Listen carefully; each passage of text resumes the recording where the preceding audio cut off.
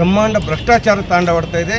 ಇವತ್ತು ದಿವಸ ಇಂದಿನ ಡಿ ಡಿ ಅವರು ತಪ್ಪು ಮಾಡಿದ್ದಾರೆ ಅಂತೇಳಿ ಅವರನ್ನು ವರ್ಗಾವಣೆ ಮಾಡಿ ಅವ್ರಿಗೆ ಮೆಮೊ ಕೊಟ್ಟು ಏನು ಸೋಮಶೇಖರ್ ಡಿ ಡಿ ಅವರಿಗೆ ಇಲ್ಲಿ ಕೂಡಿಸಿದ್ದಾರೆ.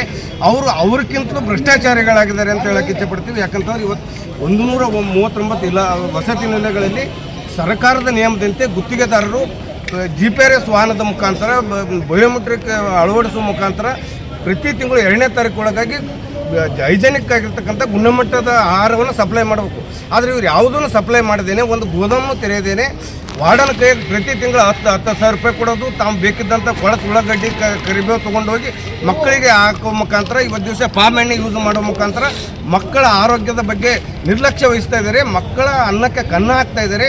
ಹಾಗಾಗಿ ಇವತ್ತು ದಿವಸ ಸೋಮಶೇಖರ್ ಅವ್ರ ಮೇಲೆ ಮತ್ತು ಎಲ್ಲ ವಾರ್ಡನ್ಗಳ ಮೇಲೆ ತಾಲೂಕು ಅಧಿಕಾರಿಗಳ ಮೇಲೆ ಕ್ರಮ ಕೈಗೊಳ್ಳಬೇಕು. ಸುಮಾರು ಒಂದೇ ಇಲಾಖೆಯಲ್ಲಿ ಒಂದೇ ಕುರ್ಚಿಯಲ್ಲಿ 23 ವರ್ಷದಿಂದ ಠಿಕಾಣಿ ಹೂಡಿರುವಂಥ ಮೊಹಮ್ಮದ್ ಆರಿಫ್ ಅನ್ನುವಂಥ ಹಿರಿಯ ಮೇಲ್ವಿಚಾರಕರನ್ನು ಕೂಡಲೇ ವರ್ಗಾವಣೆಗೊಳಿಸಬೇಕು. ಮತ್ತು ಅವ್ರ ಮೇಲೆ ಏನೇನು ಆಪಾದನೆ ಇವೆ, ಅಕ್ರಮ ಆದಾಯ ಇದೆ, ಅದರ ಬಗ್ಗೆ ಸೂಕ್ತ ತನಿಖೆ ಆಗಬೇಕು.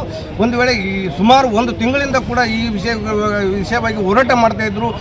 ಕಮಿಷನರ್ ಅವರಿಗೆ ಮನವಿ ಸಲ್ಲಿಸಿದರು, ಜಿಲ್ಲಾ ಉಸ್ತುವಾರಿ ಅವರಿಗೆ ಮನವಿ ಸಲ್ಲಿಸಿದ್ರು ಕೂಡ ಒಂದೇ ಒಂದು ಕ್ರಮ ಆಗ್ತಾಯಿಲ್ಲ. ಹಿಂದೆ ಒಂದು ವಾರ್ಡನ್ಗೆ ಒಂದು ವಿದ್ಯಾರ್ಥಿನಿಗೆ ಸ್ವಲ್ಪ ಬಾಯಾದರೆ ಕೂಡ ಅವರನ್ನು ನೋಟಿಸ್ ಕೊಡದೇನೆ ಕ್ರಮ ಕೈಗೊಳ್ಳೋಂಥ ಜಿಲ್ಲಾಡಳಿತ ಇಷ್ಟೆಲ್ಲ ಇದ್ದರೂ ಕೂಡ ಕ್ರಮ ಕೈಗೊಳ್ತಾರೆ. ಇದರ ಹಿರಿಯ ಅಧಿಕಾರಿಗಳು, ಜಿಲ್ಲಾಧಿಕಾರಿಗಳು ಕೂಡ ಶಾಮೀಲಾರಂತ ನಮ್ಗೆ ಅನುಮಾನ ಬರ್ತಾ ಇದೆ. ಹಾಗಾಗಿ ಕೂಡಲೇ ಇದರ ಬಗ್ಗೆ ನಿವೃತ್ತ ನ್ಯಾಯಾಧೀಶದಂತ ತನಿಖೆ ಆಗಬೇಕು.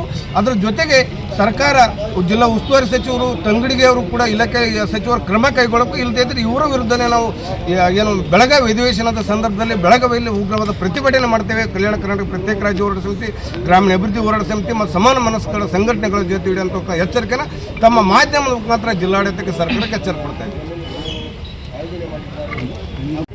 ಕಲಬುರಗಿ ಜಿಲ್ಲೆಯ BCM ವ್ಯಾಪ್ತಿಯಲ್ಲಿ ಏನು ಹಿಂದುಳಿದ ವರ್ಗದ ಕಲ್ಯಾಣ ಇಲಾಖೆ ವ್ಯಾಪ್ತಿಯಲ್ಲಿ ಇರ್ತಕ್ಕಂಥ ವಸತಿ ಶಾಲೆಯಲ್ಲಿ ಏನು ಬ್ರಹ್ಮಾಂಡ ಭ್ರಷ್ಟಾಚಾರ ತಾಂಡವಾಡ್ತಾ ಇದೆ. ಯಾಕಂದರೆ ಇವತ್ತು ವಿದ್ಯಾರ್ಥಿಗಳಿಗೆ ಗುಣಮಟ್ಟದ ಆಹಾರ ಹಾಕಬೇಕಾಗಿತ್ತು. ಇವತ್ತು ಏನು ಒಂದು ಹಿಂದುಳಿದ ವರ್ಗದ ಕಲ್ಯಾಣ ಇಲಾಖೆಯವರು ಇವತ್ತು ಕಳಪೆ ಮಟ್ಟದ ಆಹಾರ ಪದಾರ್ಥಗಳನ್ನು ವಿದ್ಯಾರ್ಥಿ ಇಲಾಖೆ ಸರಬರಾಜು ಮಾಡಿ ಪ್ರತಿ ತಿಂಗಳು ಕೋಟ್ಯಾಂತರ ರೂಪಾಯಿ ಲೂಟಿ ಮಾಡ್ತಾ ಇದ್ದಾರೆ.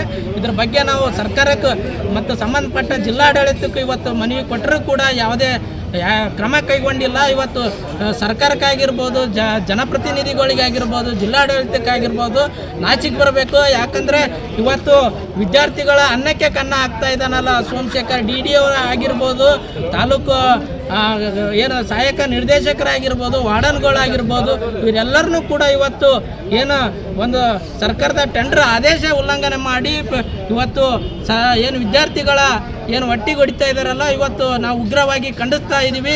ಇದು ದಾಖಲೆ ಸಮೇತ ತಮ್ಮ ಮುಂದೆ ಇವತ್ತು ವಸತಿ ನಿಲಯದಾಗ ಯಾವ ರೀತಿ ಭ್ರಷ್ಟಾಚಾರ ಆಗ್ತಾ ಇದೆ ಅಂತೇಳಿ ಕ್ಲಿಯರಾಗಿ ಈ ಒಂದು ದಾಖಲೆ ಸಮೇತ ತಮ್ಗೆ ಇಡ್ತಾ ಇದ್ದೀವಿ. ಇವತ್ತು ಆ ಭಾರತೀಯ ಆಹಾರ ನಿಗಮದಿಂದ ಗೋಧಿ ಮತ್ತು ಇನ್ನಿತರ ಪದಾರ್ಥಗಳು ಸಪ್ಲೈ ಆಗ್ತಾವೆ. ನೇರವಾಗಿ ಗೋಧಿ ಏನು ಮಾಡ್ಬೇಕಪ್ಪ ಅಂದ್ರೆ ಅಲ್ಲಿ ಬಂದು ಸ್ವಚ್ಛ ಮಾಡಿ ಆ ಟೆಂಡರ್ದಾರ ತಂದು ಅಲ್ಲಿ ಹಾಕ್ಬೇಕು ಪ್ರತಿ ತಿಂಗಳು 2ನೇ ತಾರೀಕು ಒಳಗಾಗಿ.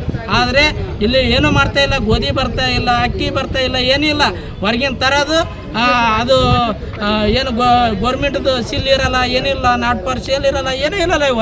ಇವತ್ತು ಪಾಮೆಣ್ಣೆ ಆಗ್ತಾ ಇದ್ದಾರೆ ರೀ. ಇವತ್ತು ನಾಚಿಕೆ ಬರಬೇಕು. ಇವತ್ತು ಸರ್ಕಾರಕ್ಕಾಗಿರ್ಬೋದು, ಜಿಲ್ಲಾಡಳಿತಕ್ಕಾಗಿರ್ಬೋದು, ವಿದ್ಯಾರ್ಥಿಗಳ ಒಟ್ಟಿಗೆ ಹೊಡಿತಾ ಇದ್ದೀರಲ್ಲ. ಇವತ್ತು ಕೊಳತು ಟಮಾಟೆ ಹಾಕ್ತೀರಿ, ಕೊಳತು ಉಳ್ಳಾಗಡ್ಡಿ ಹಾಕ್ತೀರಿ, ಕಾಯಿಪಲ್ಯ ಹಾಕ್ತೀರಿ. ಇವತ್ತು ಬಿಲ್ ಇದೇ ತಿಂಗಳದ್ದು ಹೋದ ತಿಂಗಳದ್ದು ಬಿಲ್ ಮಾಡಿರಿ, ಹೋದ ತಿಂಗಳದ್ದು ಬಿಲ್ ಮಾಡ್ಲಿಕ್ಕೆ ರೆಡಿ ಮಾಡಿರಿ. ಅಲ್ಲಿ ಪದಾರ್ಥಗಳನ್ನೇ ಇಲ್ಲ, ಇವ್ರು ಹೇಳ್ತಕ್ಕಂಥ ಪದಾರ್ಥಗಳೇ ಇಲ್ಲ. ನಾವು ಹೋಗಿ GPS ಫೋಟೋ ಇದೆ, ವಿಡಿಯೋಸ್ ಇದೆ, ಎಲ್ಲ ಇದೆ.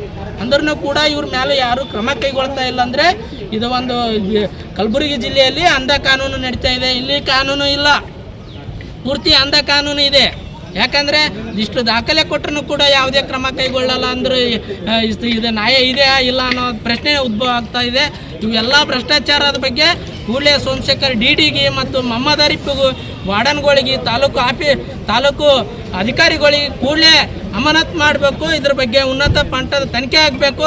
ಈಗಾಗಲೇ ಲೋಕಾಯುಕ್ತರು ತನಿಖೆ ಮಾಡಿ ವರದಿ ಕೊಟ್ಟಾರ. ಅದು ಏನಾಗಿದೆ ಏನಿಲ್ಲ ಅನ್ನೋದು ಪೂರ್ತಿ ಸಾರ್ವಜನಿಕವಾಗಿ ತೆರೆದಿಡಬೇಕು. ಇಲ್ಲಾಂದ್ರೆ ಇದು ಒಂದು ಅಕ್ರಮದ ಬಗ್ಗೆ ನಾವು ಇಲ್ಲಿ ಏನು 8ನೇ ತಾರೀಕಲ್ಲಿ ಬೆಳಗಾವಿ ಅಧಿವೇಶನ ನಡೀತಾ ಇದೆ. ಆ ಅಧಿವೇಶನದ ಮುಂದೆ ಏನು ಇಲಾಖೆಯ BCM ಇಲಾಖೆಯ ಸಚಿವರಾದಂಥ ಶಿವರಾಜ್ ತಂಗಡಿಗೆ ರಾಜೀನಾಮೆ ಕೊಡಬೇಕು.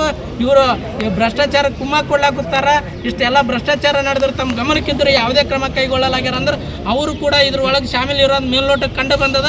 ಅವ್ರನ್ನ ರಾಜೀನಾಮೆಗೆ ಆಗ್ರಹಿಸಿ ಅಧಿಕಾರಿಗಳಿಗೆ ಅಮಾನತು ಮಾಡಬೇಕಂತ ಆಗ್ರಹಿಸಿ ನಾವು ಬೆಳಗಾವಿ ಅಧಿವೇಶನದಲ್ಲಿ ಉಗ್ರವಾದ ಪ್ರತಿಭಟನೆ ಮಾಡ್ತಾ ಇದ್ದೀವಿ. ಶ್ರವಣ್ ಕುಮಾರ್, D9.